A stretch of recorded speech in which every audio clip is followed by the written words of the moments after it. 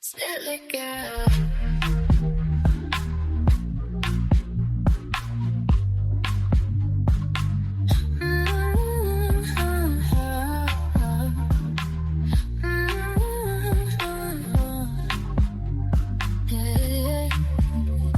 Welcome back to another episode of the Spiller Girl podcast. I am your host, Celia Bogarelli. And today I'm going to switch it up because I do get asked one particular question all of the time since starting this podcast about 2 years ago is, am I scripted? And do I roll off a script? How do I get my topics? And how do I confidently speak? And it's a little of all. But today I thought I would open up the little book of mindfulness that I have and kind of challenge myself to open up a random page of this book and then talk on the topic, because I do want people to feel that this podcast is authentic and not a script written show. So random page. All right, perfect. People are scared to empty their minds, fearing that they will be engulfed by the void. What they don't realize is that their own mind is void, by Hung Po. Okay, this one's really going to challenge me because I'm not even quite sure what it means. Okay, so people are scared to empty their minds, fearing that they will be engulfed by the void. What they don't realize is that their own mind is the void. Okay, I take this as not being comfortable being with oneself, and maybe that we live in a society where we constantly fill our minds so that we don't just sit within ourselves, because I've read meditation is very difficult if you are to actually sit still in silence for, say, 10 minutes, that a lot of people can't do it, and it is a very strong will skill set you have to learn. I've also heard that they've done studies where if people are in a padded room with no sound, they actually go mental. But what's interesting is the second line here says what they don't realize is their mind is their own mind is the void. I can take that a couple different ways. I can take that as you are what you make of your life.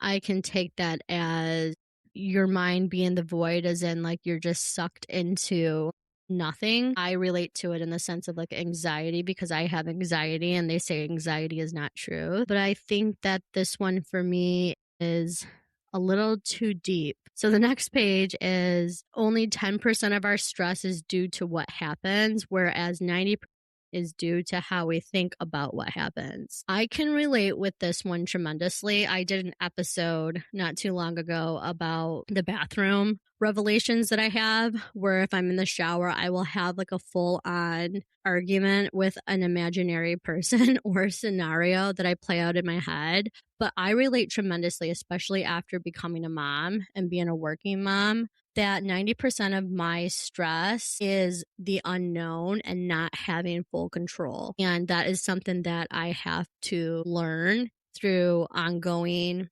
therapy with my therapist, and then also too with just experience. Many times it's anticipation that I think freaks people out more than when it actually happens. Like when you're actually placed in the moment, you know what to do, whether it is a medical emergency or a work situation. I'll be up sometimes at night at like 2 to 4 a.m. just because if I'm anticipating having to travel or having to do a big meeting or having to have a specific conversation, I can't clear my head. And I guess it kind of goes to the previous quote where my mind is the void because I'm my own worst enemy. The one thing that I take away from both of these is, you know, stress is just a part of our life. It's not going anywhere. Being in our heads is not going anywhere. And neuroplasticity is an interesting concept and something I just started reading about, because you are what you make of it.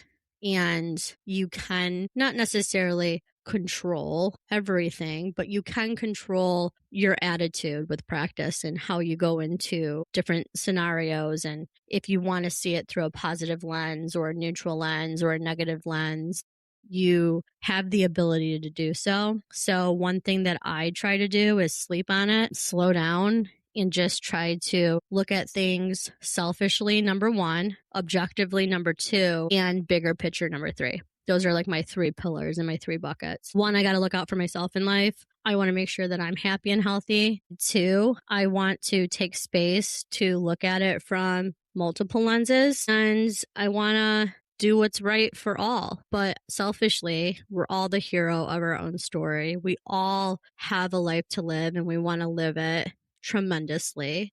So it's okay to be selfish a little bit of time. I think we have room for one more random page here, so I'll read it. Just to experience such sustained elemental stillness outwardly and the interior silence that can accompany it, an ample reason for arranging one's life to cultivate and bathe in this possibility from time to time. These are like deep. Kind of goes to what we were talking about though, like having stillness outwardly and interior silence can accompany it. And arranging one life to cultivate and bathe in this possibility. What I'm getting from this quote is to take more baths. So maybe my episode today is enjoy your shower, because that's really the only time I think any of us really truly get time to ourselves. I mean, even if you're in the office and you have to go to the bathroom, it's like strangers are in there. I love sitting in silence. I love driving in silence. I have a hard time being silent outwardly, but I do interior inside think a lot. Maybe I should listen more, and I will take that with me this week. Anyways, this is an example of me just having a random conversation with you, and I hope you enjoy it. If you have like a really great quote that sits with you, comment and DM me it. I'd love to hear it, and I hope you have a great week, and we'll talk to you soon.